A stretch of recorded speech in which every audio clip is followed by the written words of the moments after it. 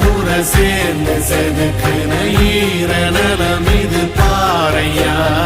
வாழும் வரையிலும் நீயும் விதைக்கிற கடமை இருக்கு கேளையா கோடி விளக்காயேந்தி கிடந்த வீடு இருண்டது ஏனையா மாட விளக்கா நீயும் வரத்தா வீடு ஏங்கி இருக்குதையா